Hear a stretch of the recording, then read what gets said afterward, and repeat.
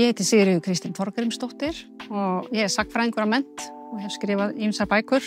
En bókin sem er að koma út núna heitir Piparmeyjar, Fröken Tóra og saga einhleypra kvenna á Íslandi. Og hérna á þessari fallega forsíðu er einmitt mynd af henni Þóru Friðriksson sem að giftist aldrei og eignaðist ekki börn.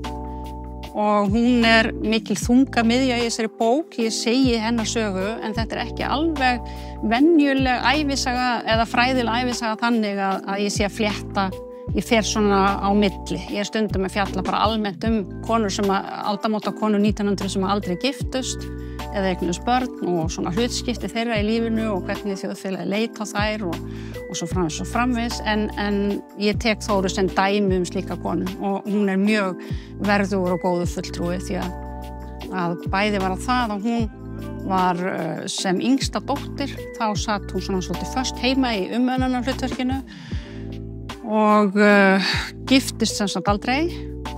En hún bara var svo ótrúlega flott konu og gerði svo marga merkilega hluti sem er sagt frá í þessari bók.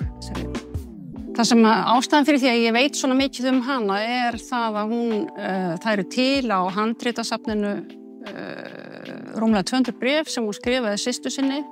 Að vísu náðu þau bara til 1909.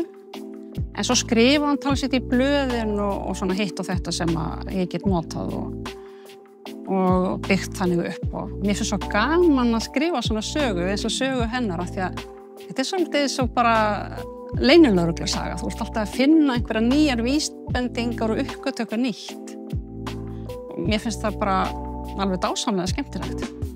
Og ég vona að mér takist að skila því til lesandans.